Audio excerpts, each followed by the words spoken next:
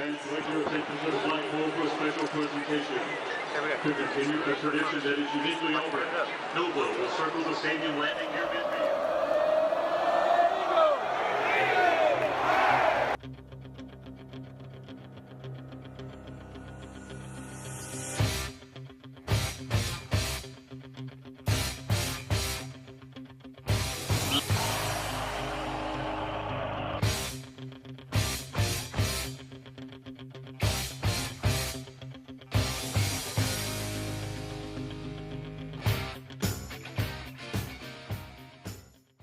Most people outside of Auburn think Auburn University has two mascots, Auburn the Tiger and the celebrated War Eagle. However, this is untrue. While Auburn's mascot is Aubie, the Eagles arguably means something a little bit more. Follow me, Hanna Himmelwright, as we discover how the tradition of the Eagles has come to be so important in Auburn's history and so influential to Auburn's culture and life. I got the opportunity to sit down with David Housel, the athletic director at the time the tradition first began, and hear his view on the Eagles. Like all good traditions, the source and origination of it is lost in antiquity. If we knew where it started, it wouldn't mean as much. There are a lot of stories about a pep rally in Langdon Hall when a metal eagle fell off of a Army cadet's hat and he picked it up. Somebody said, "Hey, what's that?" And he said, "It's a War Eagle." You know, and that's no color, that's no fun. The one that's the most colorful has to do with the Civil War. But we know that's not true. A lot of people want to believe it's true because it's so good and so colorful and so Auburn. It's like they said in the Man Who Shot Liberty Valance, an old John Wayne movie, when the legend becomes fact, print the legend. And I think that's what most people at Auburn have done. They know it's not a true story. They know it's a legend, but it has become fact. And so that's how the War Eagle began.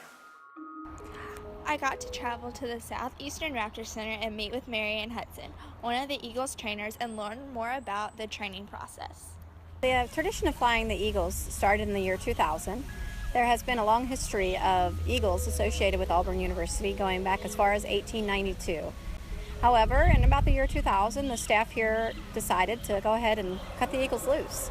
There had always been a presence on the sidelines for quite a number of decades, off and on, but when the birds were trained to fly free, it quickly turned into something the fans absolutely loved and has grown from there.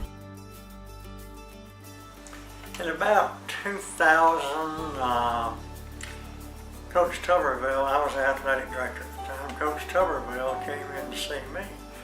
And he said, the people over at the vet school want to fly the Eagle before the start of the game. And I said, you mean they're going to fly it up around the field and let it come back? He said, yeah. I said, they can't do that. That Eagle will fly away. It won't work. You know, but it did work. They had a few glitches right at the start that either have been forgotten and nobody talks about. One time the Eagle was supposed to fly and it just went out and put it on the goalpost. And that was it. Nothing like the beauty that we have today. But I didn't think it would work.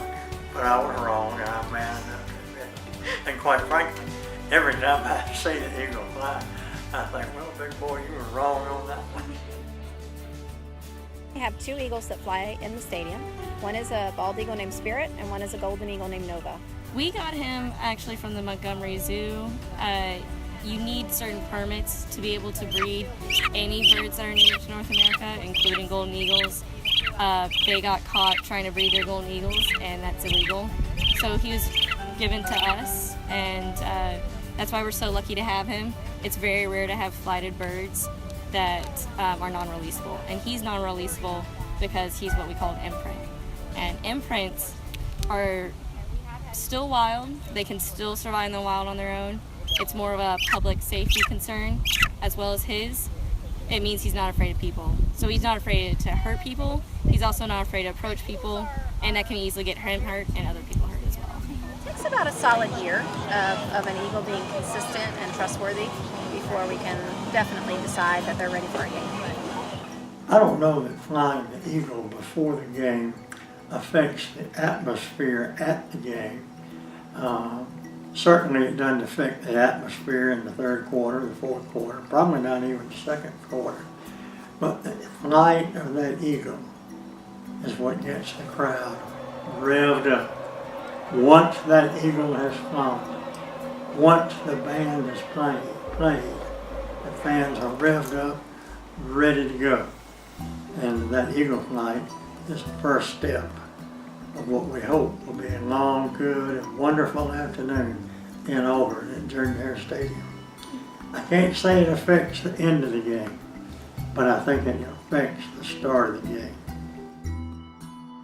We teach the birds to come to us for a food reward. And so we actually train them every day in the stadium, and then sometimes we have about 87,000 friends watching. So how do y'all choose which eagle is flown? It's a decision we make about an hour before game time. It depends on a lot of different reasons.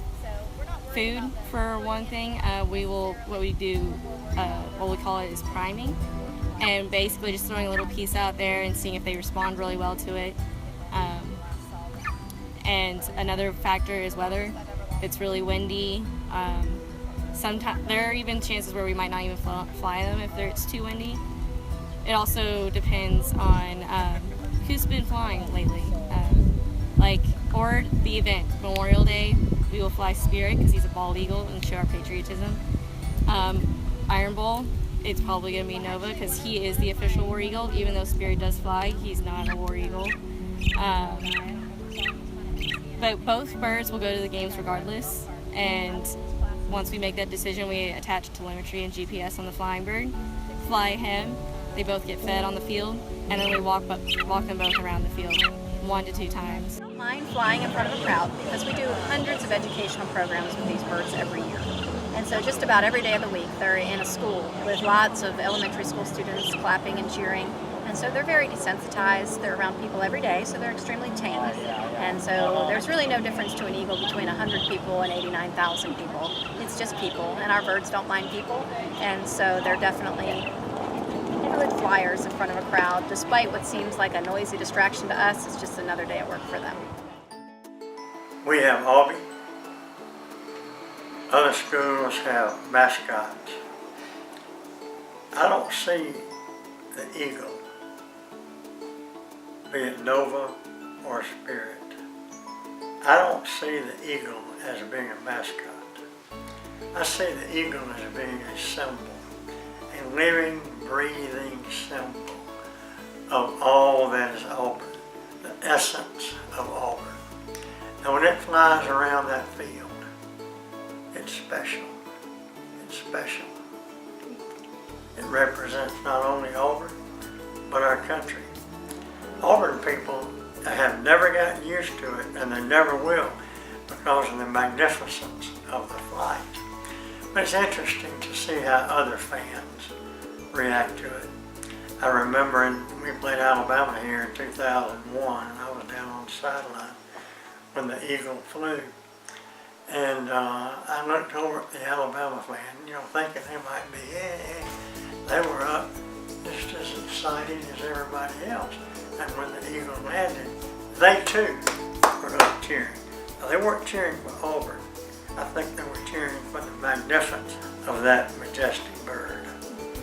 One of God's greatest creations. And to me, the eagle kind of sums up all that is Auburn. Why do you like this tradition? I like it because it's basically different. Now, some other schools have started flying eagles or falcons or something like that. We can no longer say it is uniquely Auburn. But when that eagle takes flight, it reminds me of Auburn, it reminds me of my country, it reminds me of grace, of elegance. All of those are good things, and that's why I like the eagle flight. And I'm so glad that I was wrong. WarEagle is a tradition. It began for a race, and while we may never know this reason, it continues today. It's a symbol of the spirit of Auburn. Its quiet grace and strong presence reminds us that with each flight, where we've been and where